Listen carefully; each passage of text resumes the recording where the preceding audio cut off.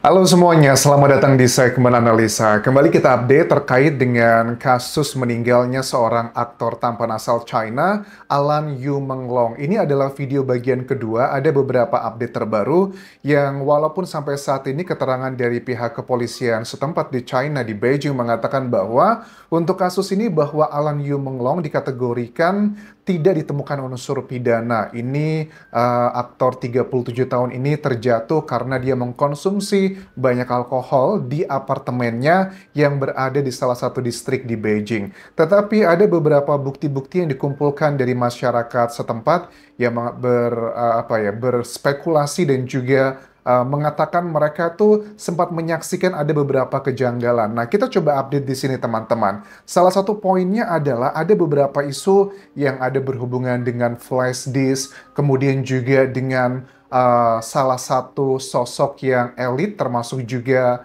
pejabat dugaannya dan juga berhubungan dengan tier paling atas lah yang berada di China tersebut. Karena ada dugaan bahwa misalnya kan salah satu isu yang beredar di sosial media sekarang, apakah betul flash disk tersebut yang dugaannya ditelan oleh aktor Yu Menglong ini adalah berisi rekaman-rekaman CCTV atau perbuatan-perbuatan tidak pantas oleh tokoh-tokoh tertentu di sana, atau itu berhubungan dengan kayak money laundering. Karena ada beberapa spekulasi di masyarakat China yang mengatakan bahwa di sosial medianya bahwa aktor Yu Menglong ini sudah diperlakukan tidak pantas sejak usia 25 tahun sampai 37 tahun. Nah, flash disk tersebut adalah tiket dia untuk melakukan bargaining position agar dia tidak diperlakukan sebegitunya lagi oleh sejumlah orang yang diduga kategorinya adalah orang-orang elit yang berada di sana. Apakah seperti itu? Coba kita lihat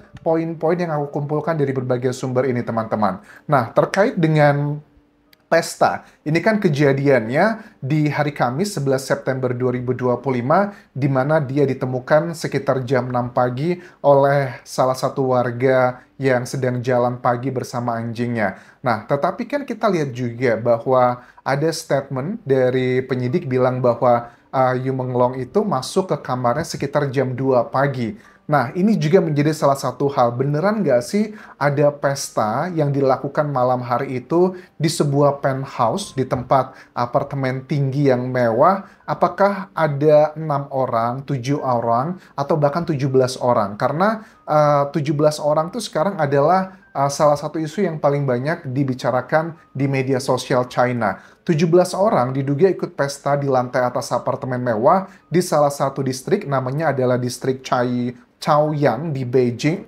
Dan pesta tersebut ada sejumlah nama-nama yang berisi kayak apa ya, orang-orang terkenal di sana, ada sutradara, ada politikus, ada pejabat dan sebagainya. Cuma tidak bisa aku sebutkan namanya karena jatuhnya masih dugaan. Karena ada beberapa saksi mata yang dikatakan bahwa di area TKP tersebut ditemukan kayak ada 20 botol minuman yang identik itu dengan kalangan atas, mahal-mahal semua, serta puluhan minuman vodka dan sebagainya yang relatifly cukup menengah lah. Kita paham sih, budaya di China kan, budaya minum-minum itu adalah budaya yang biasa, tetapi kita juga bisa memahami lah kalau orang levelnya ekonominya bawah, menengah, atas kan bisa kelihatan dari apa yang dikonsumsinya. Nah, dari 20 botol minuman botol tersebut ya, itu indikasinya adalah harganya sangat fantastis. Harga minuman itu nggak cuma sejuta 2 juta loh, ada yang sebotol tuh bisa harga 10 juta, 20 juta rupiah, dan dugaannya adalah mengarah ke sana. Ada salah satu statement di sejumlah sosial media di China bilang bahwa disebutkan namanya manajer Lu. Nah, siapa ini manajer Lu? Dugaannya dia itu yang ada di salah seorang yang berada di pesta malam hari itu. Nah, diduga dia itu memaksanya minum, teman-teman.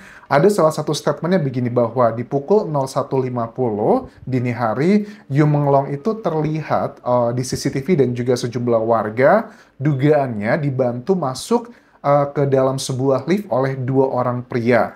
Nah, di situ dikatakan bahwa manajer ada direktur sutradara juga manajer Lu yang membantah melihat sutradara Wangnya. Jadi yang dituduh diduga adalah direktur sutradara Wang yang katanya adalah salah satu pria yang membantu aktor ini masuk ke dalam lift. Alibinya dia adalah di malam hari itu saya itu lagi di rumah, lagi merevisi naskah untuk film saya. Saya ada beberapa film yang sedang diproduksi. Dan sosok dari sutradara Wang ini pernah bekerja sama dengan aktor Yumen Long ini sebanyak dua film, teman-teman. Jadi alibinya adalah seperti itu. Nah, tentunya kita juga harus hargai penyidikan dari kepolisian setempat karena memang sampai saat ini belum ada unsur pidana. Aku tahu sih ada banyak kan sekarang video-video yang kesannya kayak dramatis, yang ada yang lari-lari, dikejar dan sebagainya.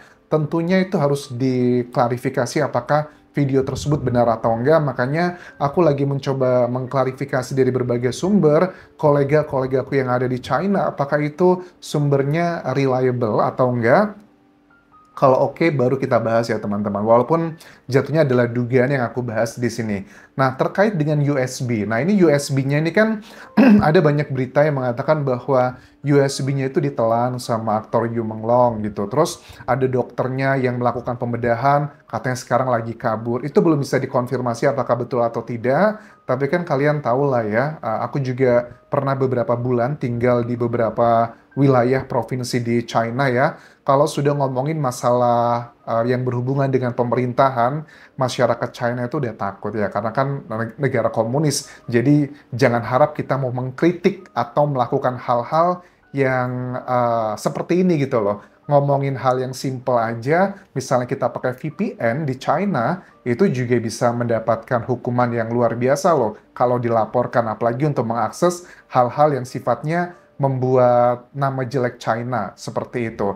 Nah, USB ini apakah berisi video klip atau suara yang berhubungan dengan informasi sensitif ataukah info money laundry? Nah, ini belum bisa diklarifikasi. Sebenarnya ini bisa dibantah dengan sangat gampang kalau ini memang salah atau hoax semata dengan hasil otopsi. Karena sampai saat ini aku lihat dari keterangan penyidik di China belum ada dirilis data otopsi, tetapi sebagian masyarakat di sana yang saksi mata peristiwa bilang bahwa ada beberapa kayak luka-luka lebam yang dilihat secara kasat mata pada saat jatuh di lantai dasar tersebut karena ditutupi buru-buru sama rekannya yang berada di sana. Nah, tetapi itu juga kita harus memastikan apakah biru-biru memar tersebut adalah karena terjatuhnya atau karena proses ya orang sudah berpulang kan memang ada biru-birunya. Itu harus dilakukan otopsi mendalam. Nah, sebenarnya dari dua data otopsi yang paling krusial adalah terkait dengan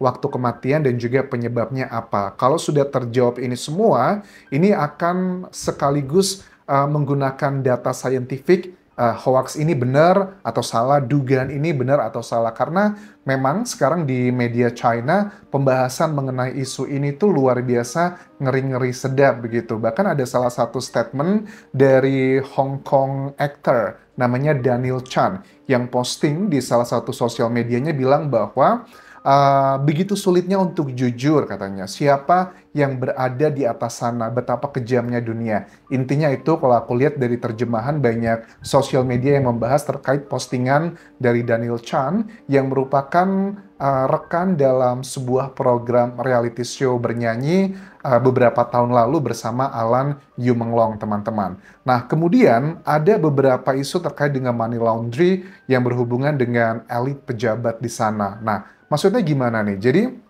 ada beberapa spekulasi dari masyarakat bilang bahwa Yu Menglong ini sudah diperlakukan tidak pantas. Ada orang nih ya, cowok gitu ya, pria gitu ya, yang naksir sama dia. Cuma dia tidak mau menjabaninya gitu. Cuman karena dia orang yang berkekuatan secara politik, sosial, dan juga ekonomi, jadi dia tidak bisa serta-merta menolaknya begitu aja. Dia diperlakukan katanya tidak pantas tuh sejak usia 25 tahun. Nah, di flash disk tersebut dugaannya adalah berisi kayak data-data money laundry gitu, pencucian uang sosok-sosok tersebut yang bisa menjadi salah satu alasan dia untuk melawan balik orang-orang yang memperlakukan tidak pantas selama ini. Tetapi apakah itu benar atau enggak? ya masih agak sulit ya. Bahkan keterangan dari pihak ibunya pun yang sudah kita bahas di video sebelumnya mengatakan bahwa ibunya kan lewat suratnya bilang bahwa putranya itu ya memang meninggal karena mengalami kecelakaan tersebut terjatuh dari lantai 5 tempat tinggalnya. Cuman kan di bagian video pertama sudah kita bahas, salah satu poinnya adalah terkait dengan jendelanya. Nah, jendelanya itu kan ada kayak serabut besi yang fungsinya untuk menghalangi serangga ataupun juga nyamuk masuk, tapi kayak itu terlihat sudah terbuka. Padahal untuk membuka tersebut itu tidak gampang, itu dibutuhkan alat tajam. Bahkan kalau kita maksa ngebukanya, namanya juga besi, walaupun kecil-kecil serabut, itu juga bisa melukai tangan. Ini bisa dikonfirmasi dengan data otopsi sebenarnya. Ada nggak luka-luka tersebut? Atau bahkan jangan-jangan dugaannya sudah dibuat sedemikian rupa, makanya dibuka seperti itu, lantas begitu. Ataupun juga kalau memang ada isu terjadinya hal-hal yang begituan. Kalian paham maksudnya seperti apa? Itu juga bisa langsung di cross-check dengan data otopsi.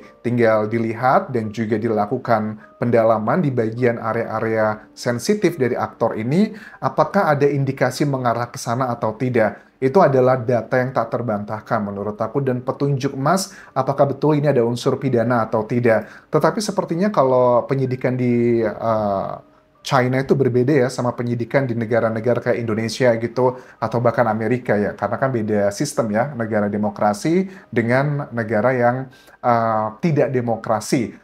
Kalau di Indonesia kan langsung dikasih tahu tuh penyebabnya apa, jamnya berapa, luka-lukanya tipikalnya seperti apa. Tetapi kalau di China aku lihat di sini penyidik cuma mengatakan dengan jelas bahwa ada disebutkan yang terakhir menyebutkan ada beberapa netizen di sana yang ditangkap karena dugaannya melakukan penyebaran berita bohong, misalnya dengan mengambil video-video yang tidak ada hubungannya, kemudian dibuat narasi yang seolah-olah berhubungan dengan peristiwa tersebut. Ada 3 orang yang sudah dilakukan penangkapan dan mereka sudah mengakui ke publik bahwa itu adalah berita bohong saja. Ya memang nggak bisa dipungkiri, namanya netizen, mau kita di Indonesia, Amerika, China, memang ada yang seperti itu. Makanya aku tidak mau membahas video-video yang kalian kirimkan ke sosial media aku, karena aku masih mencari tahu apakah ini benar atau enggak. Takutnya kan kalau itu hanyalah video potongan dari peristiwa yang lain, kemudian dikonekkan dengan peristiwa ini,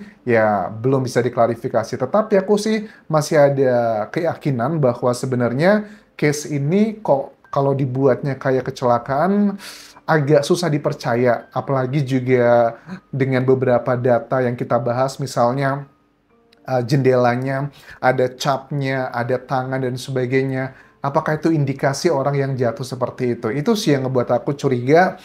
Sepertinya ada framing dibuat seperti itu. Tetapi kalau yang kayak video-video yang beredar, yang teriak, yang nangis, kok aku yakinnya itu bukan video beneran sih. Itu adalah video hoax sih aku yakin. Tetapi kita paham, kita sama-sama di satu jalur yang curiga bahwa kasus ini ada unsur pidananya, tetapi mungkin di sisi yang lain pengen ngebuatnya lebih gimana begitu. Cuman sementara itu dulu bisa aku update mengenai kasus ini.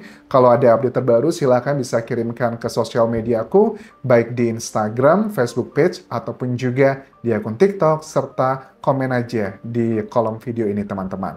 Sampai jumpa lagi di video berikutnya. Bye.